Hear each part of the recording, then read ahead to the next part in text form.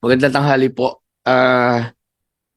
Yung mga pinag-uusapan po natin, kasama rin namin sa komisyon ang DOLE, ang NEDA at ang DSWD at sa akin pong palagay, yung pinag-uusapan natin ay kailangan talagang lagyan ng focus. Yung binabanggit po ninyong listahan, saan manggagaling, meron naman po tayong maaring initial na panggalingan na ito batay sa mga umiiral na batas. No? Una, yung minimum wage, madaling ma-identify ng DOLE, sino ito? Yung mga exemption na exempted na nagtatrabaho na below minimum wage, meron ding guidelines. Ang DOLE dito, alam nila yung mga minimum na meron mga establishment na pwedeng hindi magbayad ng minimum wage like below 10 employees. No? Meron po yan. So madali po nating makikita. Ngayon meron tayong mga sektor na naghahanap buhay na talagang kulang at apos ang kita. Kagaya ng mga magsasaka na pinakamahirap, 30% ng ating magsasaka ay mahirap.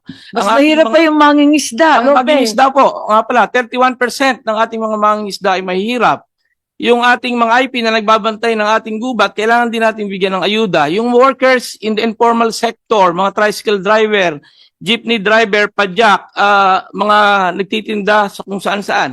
Dapat po ay ito ay mabigyan at mapasama doon sa AKAP. We welcome AKAP as one of the poverty reduction program at sana po magkaroon nito ng focus para magkaroon ng dent sa poverty reduction. No? Alam naman ng NEDA, yung numero kung nasaan to. Ngayon, yung tanong nyo, Madam Chair, kung saan ito po pwedeng panggalingan. Meron pong batas na ginawa ang Kongreso, yung Community-Based Monitoring System, nasa inulat sa amin ng PSA, ay meron ng mahigit 600 LGUs ang nakatapos ng CBMS. At doon sa CBMS na yun ay naka-identify na yung mga mahihirap na mamamayang Pilipino at alam na nila yung mga pangangailangan doon. At nagmandato pa ang ating Pangulo sa PSA na tapusin na ang CBMS at ang PSA po ngayon ay tuloy-tuloy na tinatapos ito. So initially po, ang tingin ko, Madam Chair, bukod dun sa listahan na maaaring ma-produce ng DOLE doon sa mga both formal and informal, ang tingin ko po ang mga local government units na nagma-manage o gumagamit ng community-based monitoring system ay maaaring doon manggaling ang mga pamilyang Pilipino na nangangailangan at kapusang kita. Nandito po si Mayor Magalong at palagay ko alam niya itong community-based monitoring system at nakita natin doon sa ating pong mga koordinasyon sa kanila. Kung merong CBMS na ginagamit, madali nilang ma-identify kung sino ang mahihirap na pamilyang Pilipino at masigit na nangangailangan ng ayuda at alam nila kung sino yung mga kapos ang kita. Maraming salamat, Madam Chair. Maraming salamat, Yusek Santos. At may idadagdag pa ba ang ating DSWD? May paliwanag po ba kayo tungkol sa guidelines sa Yusek Alia, Yusek Sulit? Mabilis na lang po. Yeah. Ang isa pa pong nadagdag sa 2025 guidelines ay yung pong transparency provision sa publication po ng names ng beneficiaries. So, Kailan ipapublish on a monthly basis po by province after po.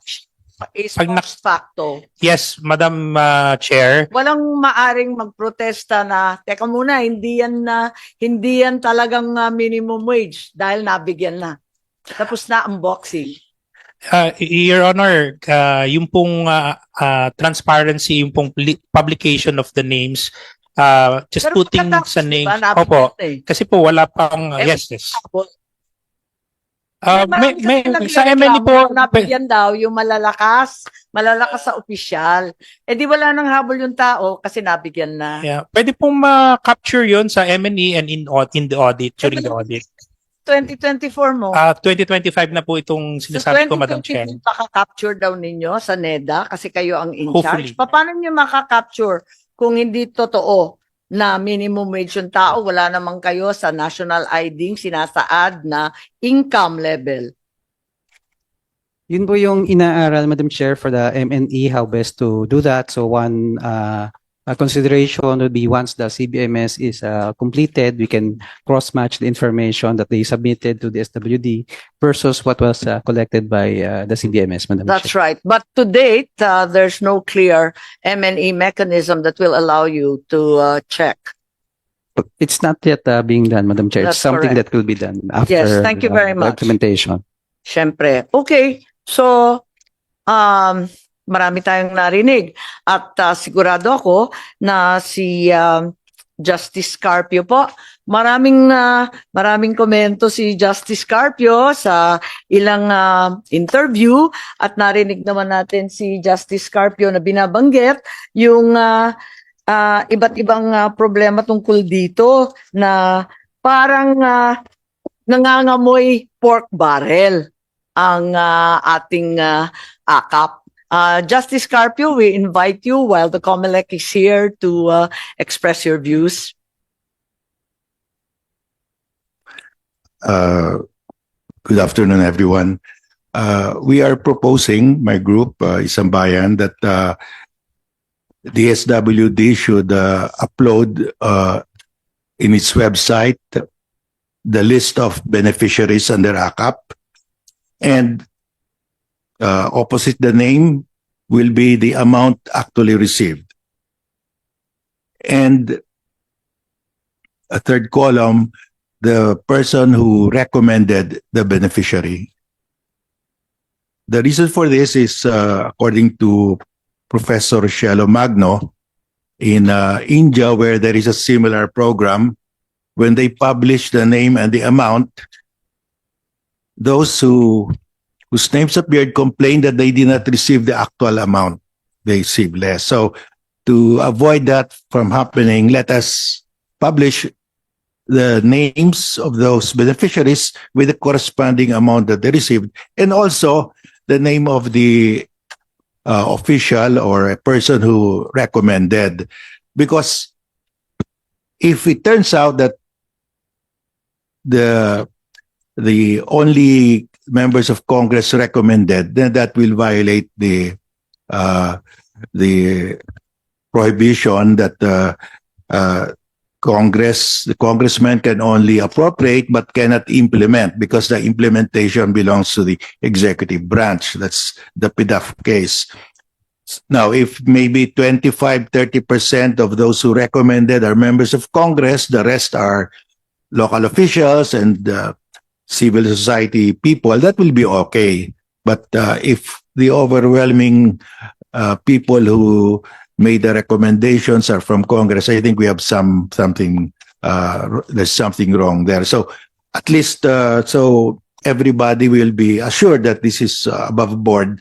Let's just publish anyway. Publishing the name, the amount of the tax money that was given, and the name of the person who recommended. There's nothing confidential about that.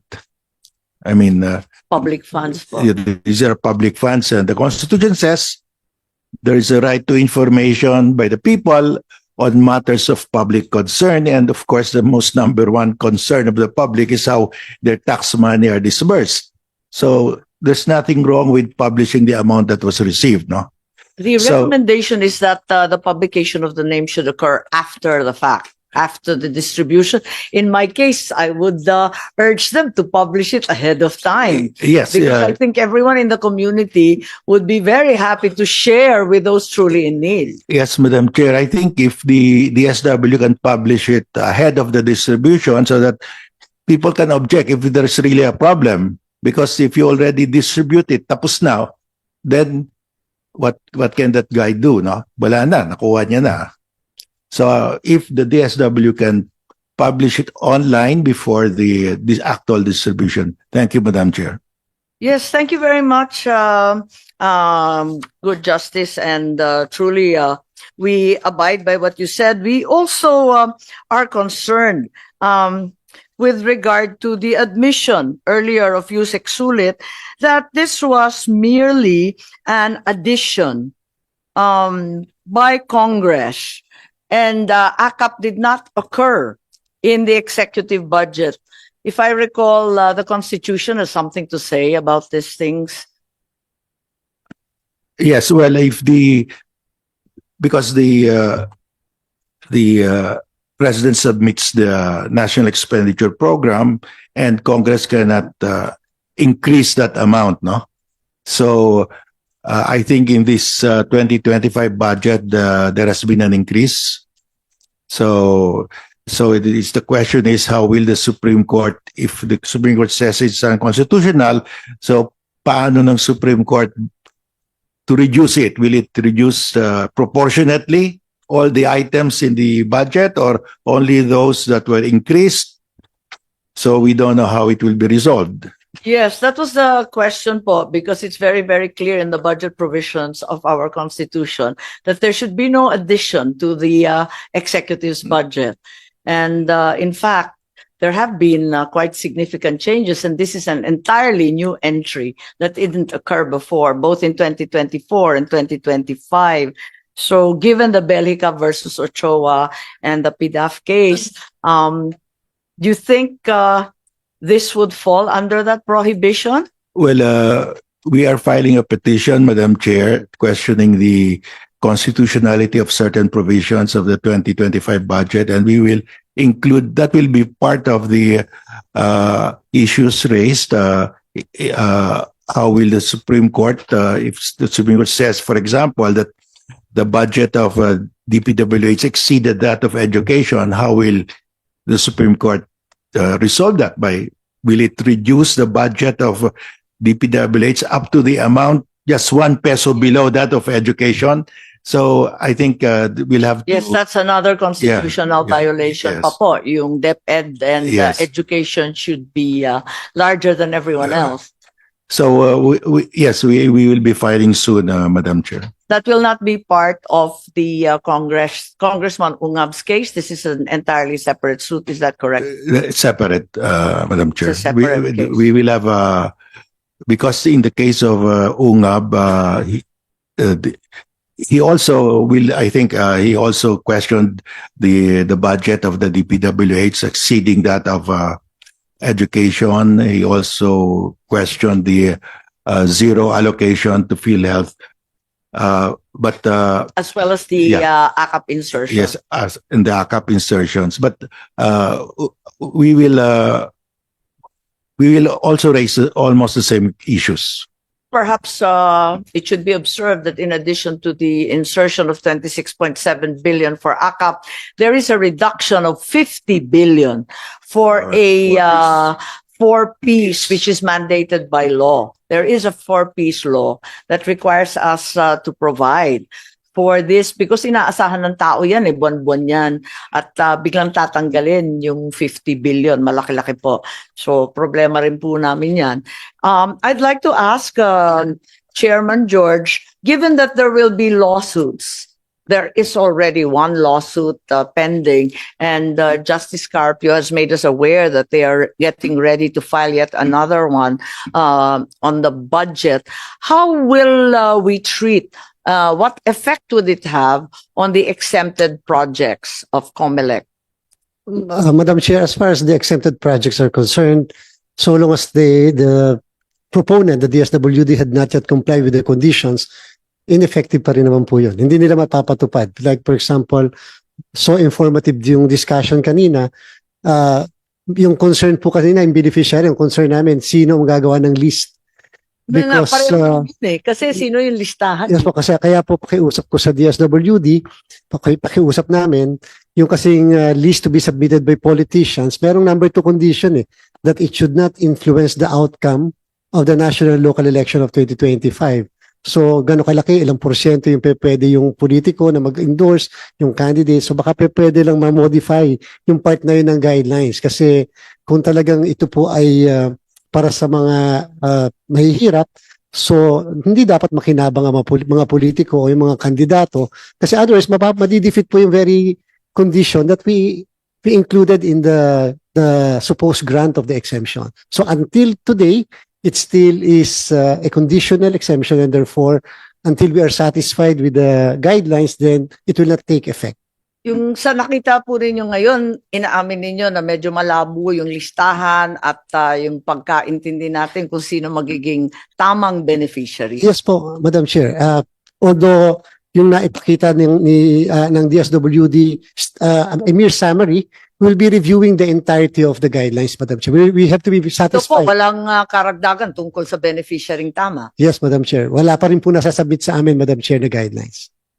So hanggang ngayon, hindi matuturing exempted. Yes, Madam Chair. Dahil Hanggang hindi ngayon pa po, maliwanag. yung mas malaking bulk, yung 12 billion, had not yet been acted upon. Anong impact ng mga kaso sa Supreme Court? we will be Hinggil waiting. sa budget kasi sakop ng budget lahat ng programang in-exempt ninyo. Yes, madam, we will be waiting for the action of the Supreme Court, especially on the request for injunctive relief. Kasi siyempre po kasama sigurado yung injunctive relief dyan. But in the meantime, total March 28 pa naman po yung effectiveness noong exemption. From now to March 28, madaming pwede mangyari, especially if they will be correcting the guidelines or they will be clarifying the guidelines to be promulgated. Yes, so we're aware that the guidelines in fact need clarification and more delineation. What are the chances po, Justice Carpio, of the injunctive relief that the chairman was referring to?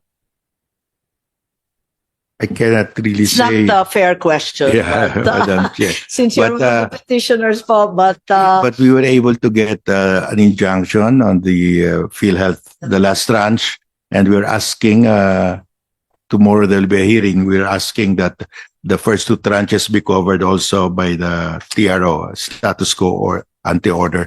Madam Chair, I would like to be clarified because the benchmark is those entitled to ACAP will be those receiving below the minimum wage. I think we should be clear now if a person is unemployed because he cannot find employment, kasama ba siya? Because there will be more. Maubos yung pera sa those unemployed lang. I mean, we will not be, let's not talk about minimum wage anymore because if you include those unemployed because they cannot find work, they should be given priority because they're the most hard up.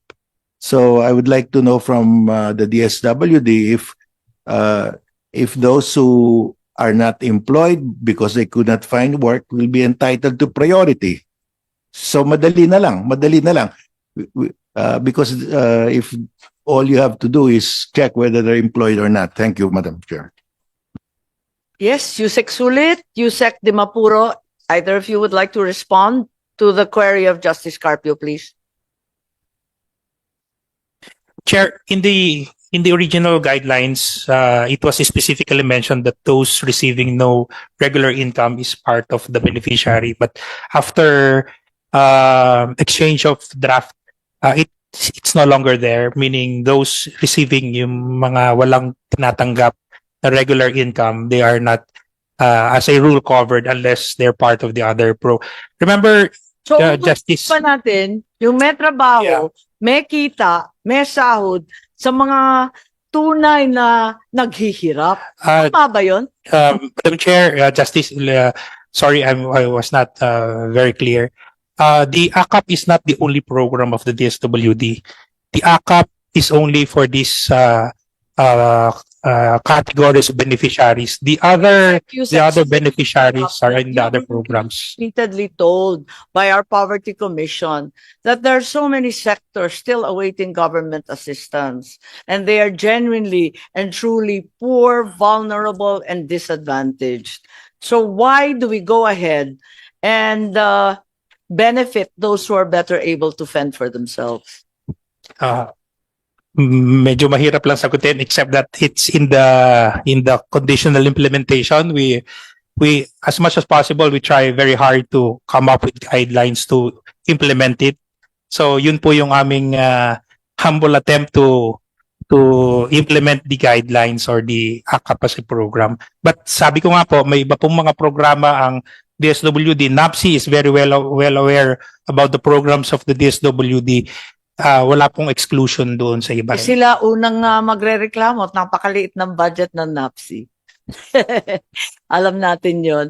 Pero eto, narinig natin si Chairman George at maraming salamat. Siguro ang tutumbukin naman natin ngayon, I think you can go ahead. I think Thank you your legal officer will be staying in the event that there are questions. Thank you very much, Madam Chair. But we are happy to hear na sa palagay ninyo, sa ngayon, sa itsura ng guidelines, hindi yan sapat para isantabi ang kulay ng politika. Yes, Madam Chair, definitely at this point, yes. Maraming salamat, Chair. Maraming salamat sa COMELEC. At siguro, habang tayo ay namomroblema sa issue ng sino ang kalipikado, yung isa pa ay yung makatotohanang implementasyon sa LGU. Kaya tawagin natin si Mayor Benji Magalong na alam ko marami nang sinabi tungkol dyan eh. At nais natin marinig from the ground. Ano ba talaga ang nangyayari sa AKAP at bakit ayaw ninyo ang mga pangyayaring iyan? Maraming salamat, Madam Chair. Thank you for giving us this opportunity to convey to you what's really happening on the ground. And I prepared a position paper. I've already provided the Secretary a copy of this position paper. And this is a reflection of the sentiments of many of the mayors, both in the cities and municipalities, Madam Chair. But let me first start with this quotation from no less than Justice Marvick Leonen. Ma'am, please give me about 6 minutes po. Tatapusin ko po kagad. Please go ahead. Sabi ho ni Justice Leonen, the power to spend is an executive constitutional discretion, not a legislative one. In the local government, we laud the national government's effort and appreciate its intention to provide financial assistance to low-income families and individuals. While AKAP seeks to accomplish that, it is mired with irregularities which defeat its purpose. And I'm here today to inform you of the pressing challenges and loopholes that hinder its effectiveness. First, the current AKAP practice is plagued with many irregularities. The media already documented several cities and localities with complaints from both indigents and local functionaries regarding the unpredictable procedures in receiving AKAP. In one report, beneficiaries claimed to have received a reduced amount of AKAP. Meanwhile, many barangay captains, social workers raised concerns about angry beneficiaries who are forcing them to issue certificates of indigency to claim assistance. These are all born out of a lack of comprehensive public information and strong guidelines for disbursing AKAP. Currently, the barangay issues a certificate of low or no income to avail of the program. Unfortunately, barangays do not have the tools to measure if the client belongs to low or no income. Barangay officials can certify that individual is a resident of the barangay. Yes. We recommend that the CC Social Welfare prepare and issue the certifications to improve the process. CSWD or the MSWD is better prepared to assess the client's level of well-being. Besides, they are well-trained on the National Household Targeting System or yung tinatawag po nating listahanan. Second is the weak transparency and data sharing mechanism. I urge our lawmakers and national agencies to examine and establish transparent data sharing mechanisms for AKAP. It is highly inequitable and redundant when one beneficiary can receive multiple AKAP assistance because we are blind in data and cannot cross-check in the distribution list. And according to one government official, sabi nila sa akin, it's a violation of the National Data Privacy Act if they're going to share their data with the local government unit. Another is, ang nakakalungkot po nito, nagkakaroon na po ng maraming redundancy. Dahil po wala hong data sharing agreement, ang isang beneficiary pwede hong kumuha po ng stupad, can also benefit from another, yung tinatawag nating AX, makakakuha po siya sa AKAP. Ang nakakarating po sa amin, some of the SWD personnel, ang sabi ko sa kanila, basta request ni congressman o lista ni congressman, no question asked, silent na lang kayo. Ganun po yung nangyayari. At ang nakakalungkot, ngayon na naging mahigpit, ang lagi nilang sinasabi, ang sabi ng mga staff, ng ating mga lawmakers, yung pera ni congressman, nandoon na sa DSWD. Bibigyan na lang ho namin kayo na endorsement, dali nyo na lang doon. Huwag ko kayo mag-alala, mabibigyan po kayo. Basta ho galing ho kay Kong. Another is, AKAP and similar aid programs are increasingly and frustratingly politicized. Perhaps the most glaring issue is the increasing politicization of the social amelioration program. In the local governments, we are concerned with a national politician decides to have a personal appearance during aid distribution. But we have no choice but to accommodate them. Sa mga senators po, wala ko kaming gaanong problema. Dahil ang pina-emphasize po doon is, etong pera na nanggagaling po, na binibigay sa inyo to ay galing po to sa taxes na binabayaran po. At yun po yung lagi namin ina-emphasize sa kanila. Ang nakakarungkot lang po, pag iba na po ang nagdi-distribute. Gusto nilang ipahalata na ang pera na yon ay galing sa kanilang bulsa. Ang masama po, pag nagkakaroon na ng distribution, nandun lahat yung kanilang listahan, lahat ng line-up nila na kandidato, na una muna silang magsasalita bago yung actual distribution. No? Ulitin ko, bihira po kami makakita o makarinig na ang sinasabi po sa mga beneficiaries, itong pera na to galing sa taxes na binabayaran nyo. Dapat pasalamatan ninyo yung mga katabi nyo, sabihin yung thank you for paying your taxes. Sa mga ating mga mayors, sa ating po mga governors, karamihan po sa kanila, yan po yung sinasabi. Na dapat huwag kayong magpasalamat sa amin. Pasalamat po kayo sa mga katabi nyo dahil binabayaran nyo yung kanilang mga taxes. Given the way the AKAP operates, we cannot help but find similarities in the design of the AKAP and the Philippine Development Assistance Fund, or yung tinatawag ko natin PDAF, which the Supreme Court struck down in 2013 due to the following: discretionary fund allocation. At yung AKAP at yung pork barrel allows officials to control public funds with broad discretion, often without strict guidelines or oversight. Similar to PDAF and AKAP enables government officials to decide on fund distribution even after the budget has been approved, violating the separation of powers. Like PDAF, where legislators inserted specific budget allocations for their pet projects, AKAP may also involve executive officials or lawmakers influencing fund distribution for political or personal gain. Hindi ko po sinasabi na congressman lang po. Sinasabi ko rin po rito, pati ho governors, pati ho mayors. Ganyan din po nangyayari. Alternate politics. Both programs encourage a system where funds are used to benefit specific constituents. Meron pa nga ho nangyayari dyan na yung AKAP na didistribute, muntik pa hong ibigay sa media. Meron pa hong isang mayor ho na nagbigay ho sa akin ng listahan. Pati ho mga teachers nabigyan din ho. Pati mga administrators nabigyan din ho. Inefficiency in public spending, instead of being allocated based on allocated based on national priorities, funds under both programs risk being distributed based on political considerations. To reiterate, I'm one with the national government in providing meaningful assistance to our society's vulnerable sectors. But the work to create a more inclusive, efficient, and responsive social protection system for all Filipinos goes hand in hand with transparency, accountability, and genuine, not parochial concern for Filipinos. Let us improve and do better because of our Filipino citizens deserves as much. Maraming salamat po, Madam President, Madam Chair. Yes, maraming salamat at maraming sinabi si Mayor Magalong. Siguro kinakailangan tanungin natin, may komento ba ang ating grupo dito, lalo na yung mga abogado? Andito si Justice Carpio. Talaga bang may violation ito sa ating konstitusyon na sinasabi dahil yun nga doon sa DAP ruling ng 2013, talagang nagkahalo-halo na yata yung executive at legislative na tanging pinagbabawal ng saligang batas. Justice Carpio, paliwanag ninyo sa amin, paano ba nag-ooperate yung hiwalaya ng iba't ibang sangay ng pamahalaan? Madam Chair, dun sa PDAF, the Supreme Court struck down the provision which in the GAA where the member of Congress, the district representative, will recommend a project. Sabi ng Supreme Court, Congress can only appropriate but cannot even recommend what project because execution of the budget is already with the executive branch. So that's why dito sa AKAP, inaamin nila na they accept the SWD's admitting that they accept recommendations from members of Congress. Well, I'm willing to concede that anybody can recommend, no? Everybody.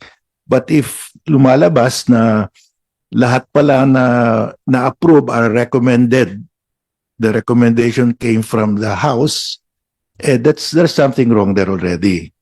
So that's why if we can have published by DSWD the names, the amount, and those who recommended, para it is full transparency, no, so that you will not be blamed also, and you will not be pressured by the members of Congress because you'll say ilalabas namin ito, hindi pwede na kayo lang pagbigyan namin. We have to spread out the beneficiaries, no. Pero Justice, inamin po ni Yusik Sulit, hindi po ba dapat bawal ang mga politiko mag-recommend tulad ng sinabi ni Mayor Benji? Well, Pagkat po, hiwalay nga yung executive Yes, at yeah. legislative. Pwedeng tumanggap ng listahan ng iba't ibang tao, ng iba't ibang departamento, pero palagay ko ang politiko hindi dapat Yeah. nagbibigay ng listahan, di po ba? Kasi ang liwaliwanag ng ating constitution nakalagay yung decision sa PDAF, ang sabi ng Supreme Court, you cannot put it in the law that the congressman will recommend. But as part of the general public, anybody should be able to recommend. That's my position. But they cannot put that there because pag sila ilagay mo dyan, talagang mauubos sa kanila na lang. No? So, if anybody can, if an ordinary person can recommend, anybody can recommend. But nagkakaroon ng telltale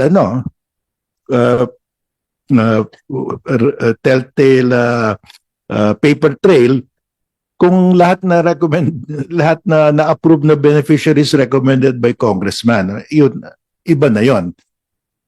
Even if it's not in the law, but in practice, yun ang ginagawa nila. So I think that's a violation also. So that's why I'm recommending, Madam Chair, that i-publish na lang nila yung list of beneficiaries, the amount, and sino yung nag-recommend.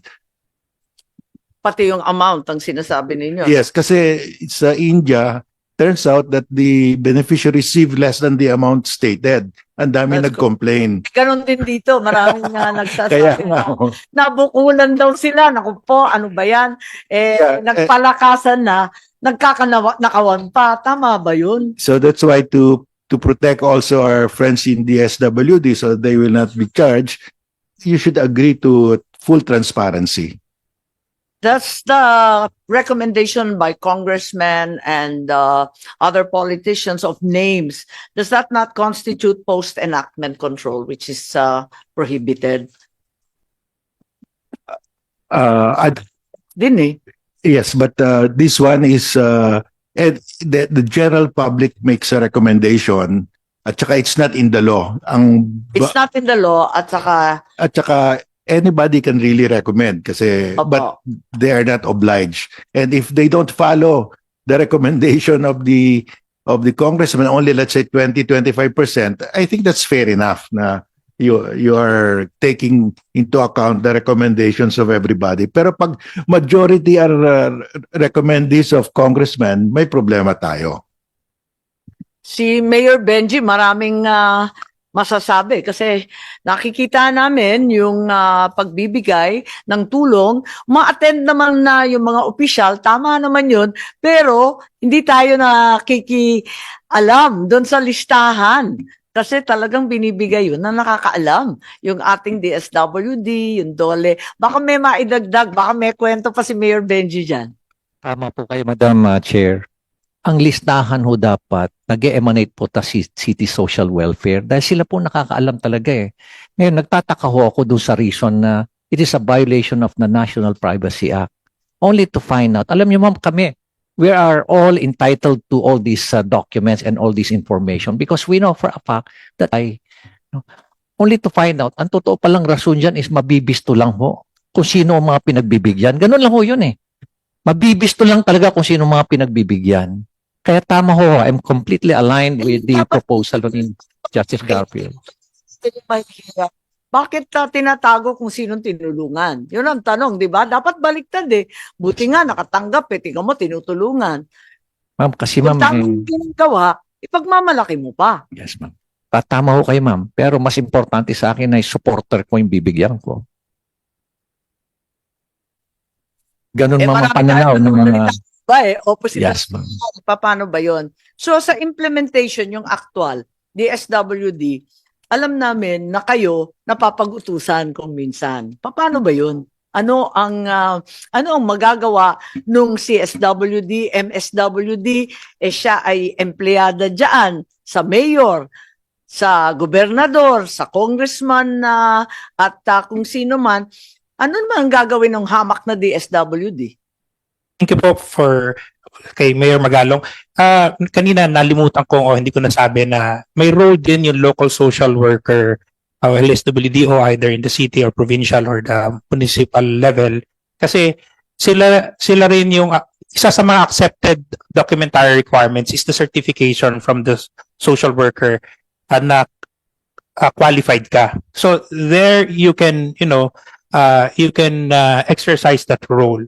So sa amin kasi, on the part of policy and planning, tinitinan namin paano magkakaroon ng magandang guidelines. Of course, there will be kinks in the implementation.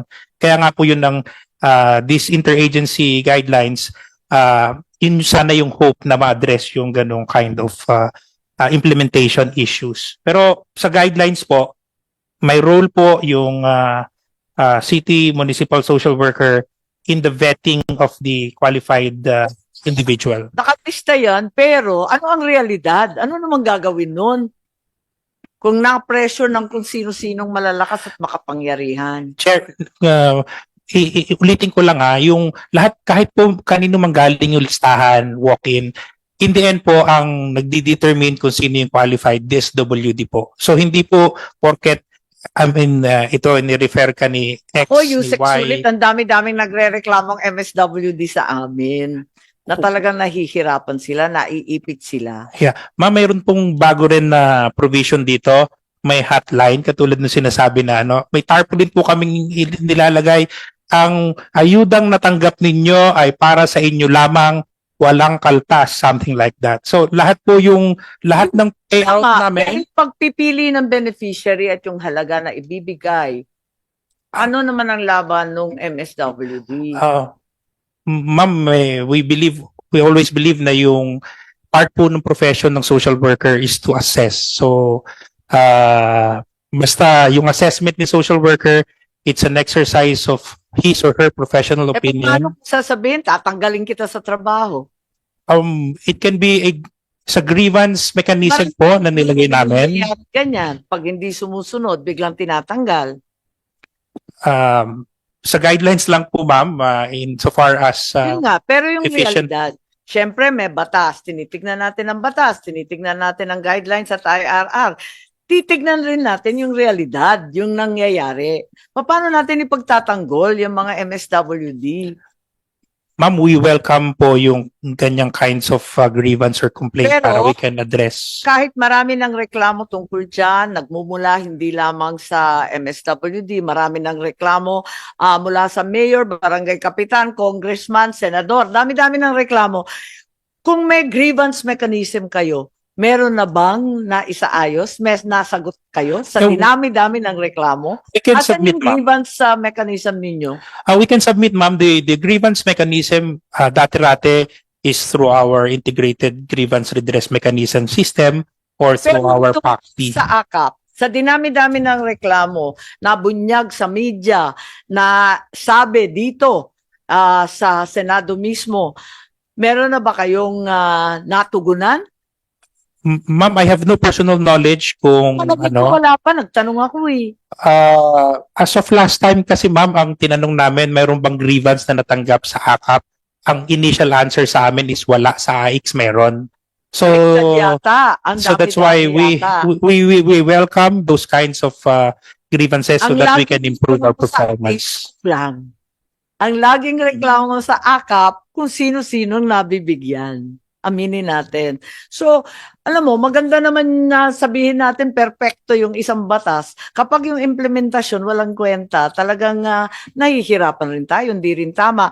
May papel ba ang LGU sa ating paglilista at pag-i-implement? Ma'am, gaya po na nasabi kanina, since anyone can refer, if it comes from an LGU, then that's their participation. The vetting is on the DSWD.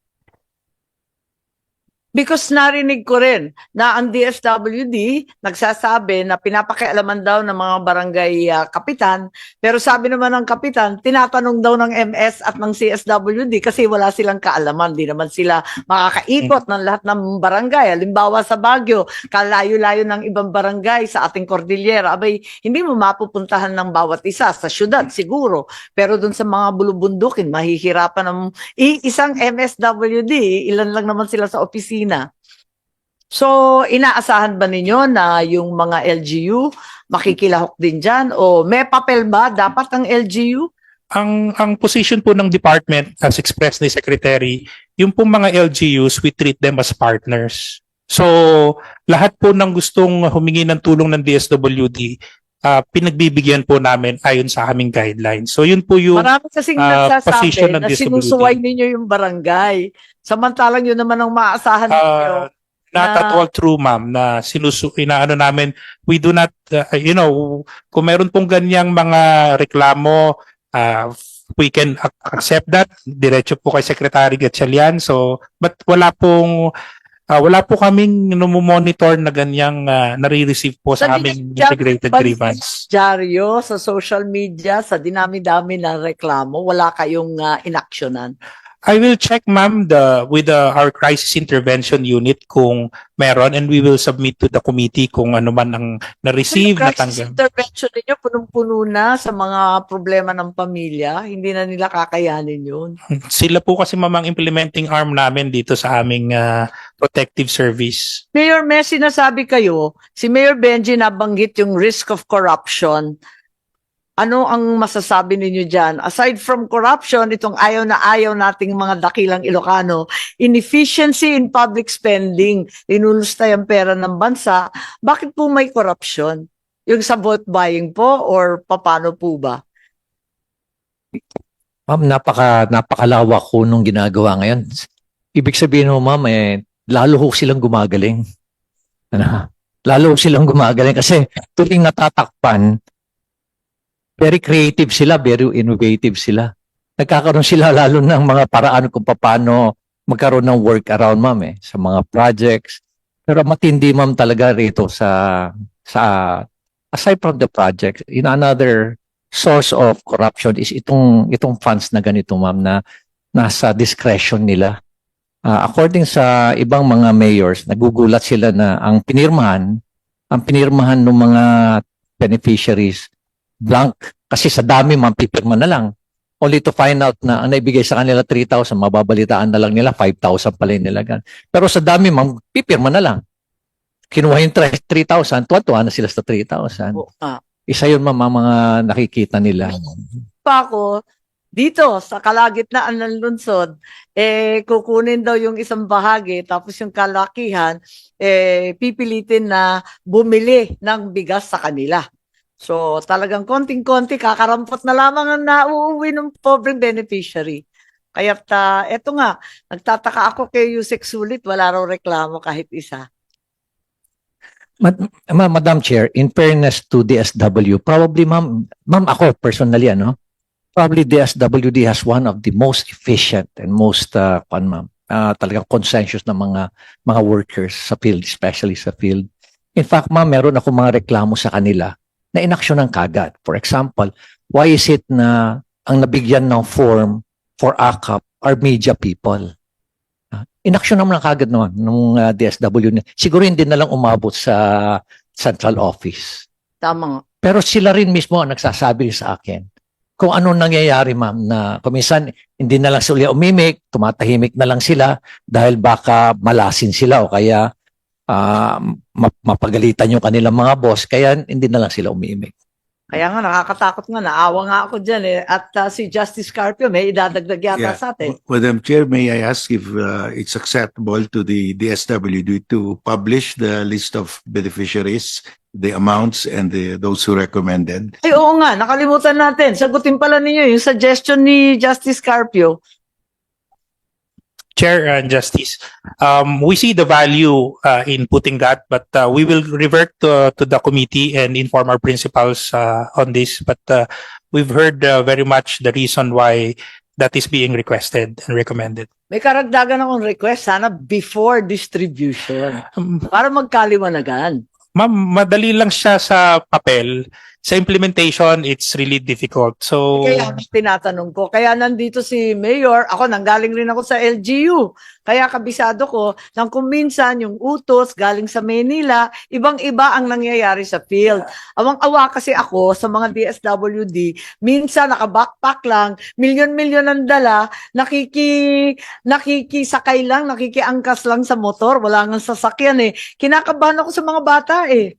Mga casual pa sila, job order lang yung mga yan. Mamaya, mapinsala sa daan kung sino kumuha ng pera.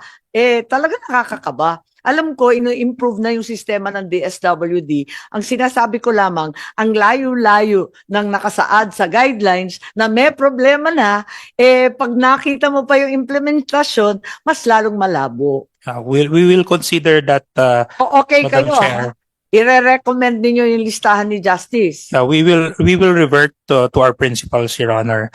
And kanina po nasabi rin ng COMELEC, we will also issue guidelines for DSWD as regards implementation of financial assistance during the prohibited period of the election. So, maaring hindi po siya nakalagay dito because AKAP is, year-round. It's not only during election period, but definitely we are very responsible in complying with the COMELEC law, rules, and regulations. Thank you, Chair. Thank you, Mayor. May sinasabi kayo dati na 777 dahil corruption ang pinag-uusapan natin na inaakit ang iba sa 7 million na AX or AKAP yata. 7 million ba yun? At MAIP at TUPAD? Totoo yan, ma'am. Ma'am, I came from CID. Hindi ba malaki? Ma'am, Hindi ba mas malaki na ngayon? Palibasa election na. ma'am, sa host, pag ikaw mamang nag-host ng sortie, you get 30-30-30. That's 30 So yung million. 777, nasa 30-30-30 na. No, ma'am. Yung 777, yung mga sumali sa sortie. Pero ma'am, yung 30-30-30 is the host nung sortie, nung provincial 30 sortie. million ng AKAP, 30 Yes, ma'am. million 30 ng million. TUPAD, 30 million ng MAIP. Yes, ma'am. Opo. You can, pwede ma'am may choice ka, AKAP or AX. 30-30-30. And Opo. this information actually, ma'am, are coming from very reliable sources. Na actually, ma'am, namomblema Narinig ko nga nagmamalaki yung iba.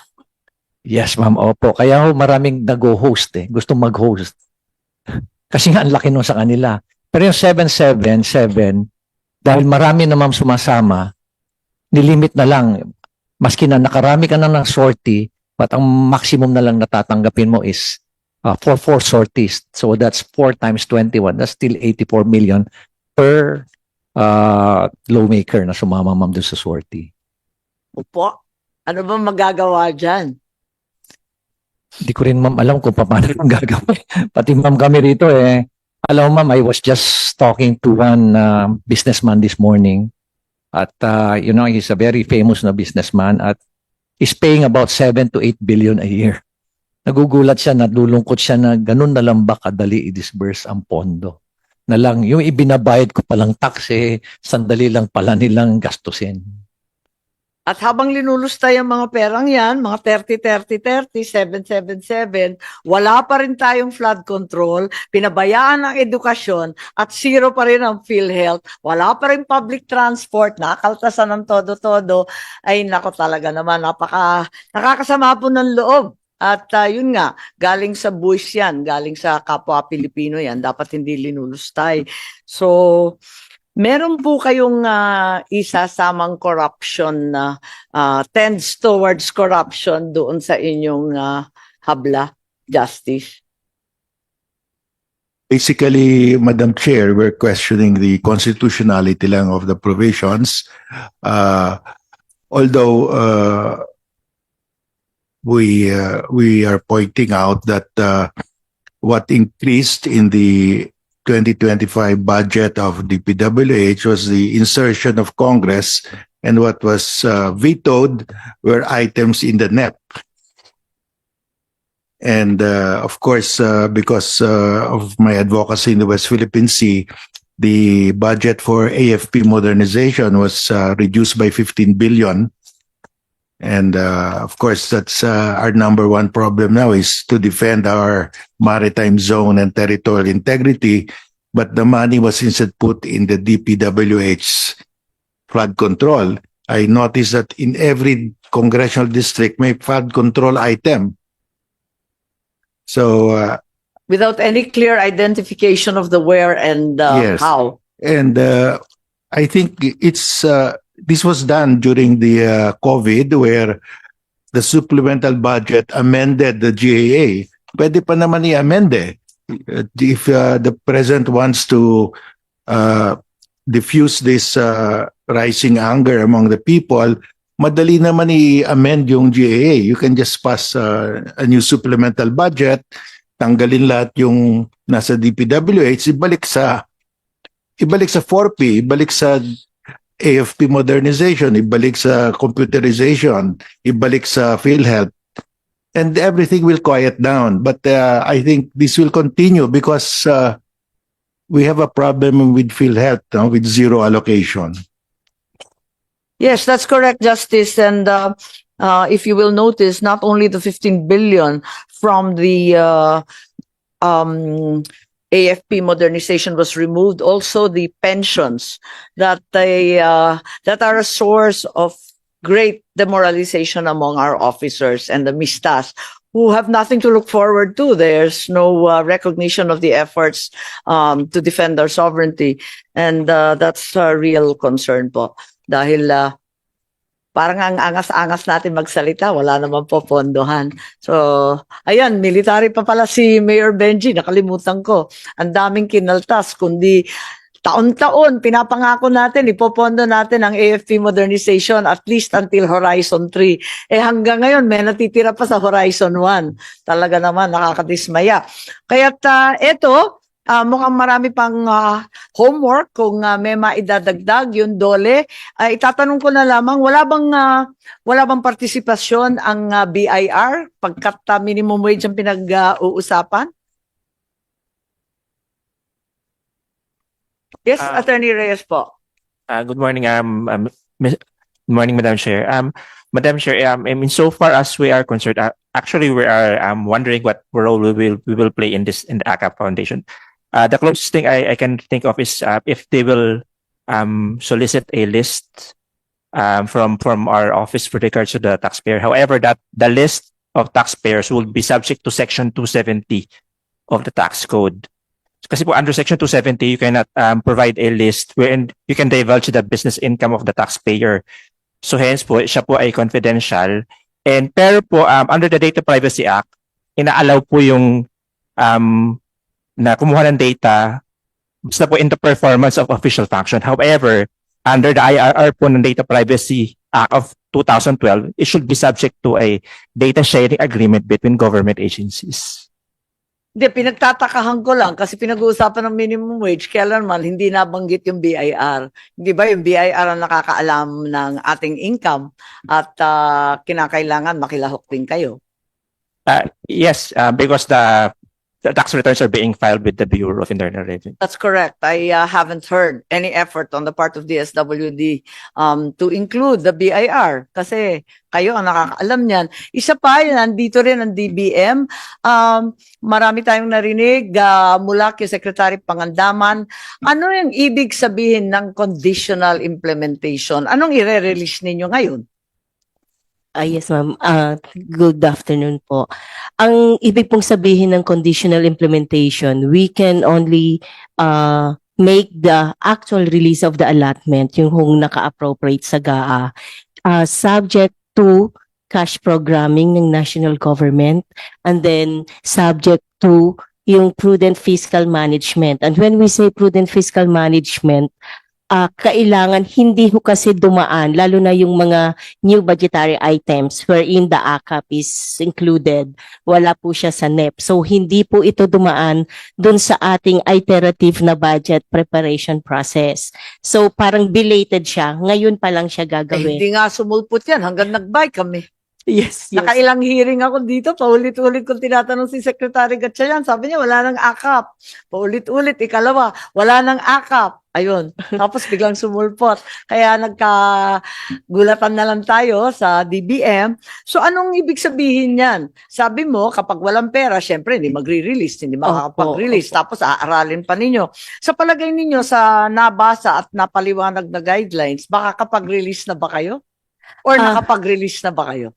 Wala po pong nai-release for ACAP for this year kasi po subject po ito sa approval ng presidente. Pero bago po magawa yung Pero di ba pag-recommend sa dadaan sa Presidente. DBM yan Opo. bago lumapag sa Executive Secretary at saka sa OP? Opo. Nakalahad po doon sa National Budget Circular number 595. Yan po yung guidelines on the release of funds for 2025. Yung mga So ang sinasabi ninyo dyan sa DBM, natanggap na ninyo yung draft nila? may natanggap po kami last week na Last week. signed na guidelines ng Tatlong- AKAP for Sa tatlong 2025. department. Assigned po nung tatlong department, pero isa lang po ito sa ilang pang mga requirements. Ano ba bang requirement? Akala ko kapag na-approve yung guidelines at may pera kayo, makakapag-release kayo agad-agad. Bali, ang kakailanganin po, manggagaling din po sa DSWD. They will have to submit their special budget request. At kaakibat po doon, kailangan po yung mga budget execution documents like hindi po ito kasi nakaprogram, hindi po ito naisama doon sa mga nauna nung during the budget preparation na nakita. So they will have to submit yung details nitong kung saan siya gagamitin, paano siya ipapatupad, ano po yung Hindi ito Listing. subject doon sa tinatawag natin mga election ban. depende po Kasi yun kung nakatenga pa rin siya, di ba? Hindi pa naka-approve yung guidelines. Paano ba yan? isa din po yun sa mga documents na hahanapin namin kung ito po ay hindi po masasubject sa election ban. Pero once na hindi Although sinasabi naman ng COMELEC, ma-exempt yan basta tumalima ang kanilang guidelines sa kinakailangan na detalye, lalo na sa pakikialam ng politika. Yes po. So, isa din po yun sa mga documents na hihingin ng DBM para po makita kung i-release ba ito, i-recommend ba ito sa Presidente for its issuance ng SARO. Magkano ang na-release sa 2024 AKAP? The whole amount of 26.7 billion was Tapos na yun, released in... na-fix na yun. Yes po, yun po yung nung last year, 2024. Wala pang binababa sa 2025 Sa 2025 po, wala pa pong nai-release para sa AKAP. at wala pa rin kayong schedule na mag-release para sa 2025 AKAP. Wala pa rin po, Madam Chair, kasi kakailanganin pong i-request ng DSWD at kailangan siyang mag-comply doon po sa mga as listed na requirements under NBC 595. Nabalitaan natin kay Justice Carpio at nababasa natin sa dyaryo na may ilang asunto kontra sa budget ng 2025. Ano ang gagawin ng DBM kung sakasakali eto nga ipara ang implementasyon ng 2025? The DBM will have to abide with whatever decision that will come out.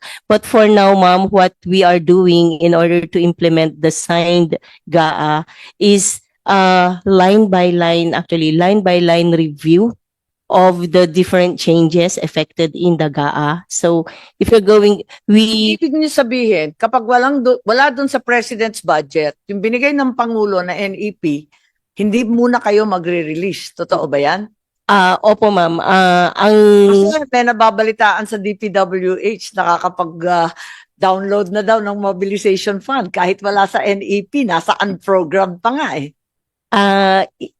Hindi po totoo yon, Madam Chair, dahil sa DPWH po ang kaukulan na changes.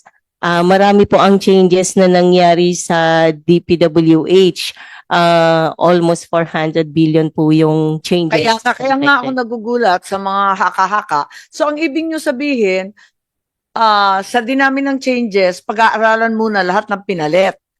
So ang i-release lang ninyo, yung mga nandun sa NEP sa ngayon. Totoo ba yan? At tama po yung Madam Chair, like for the whole 6.3 trillion na budget po natin, 783 billion of that are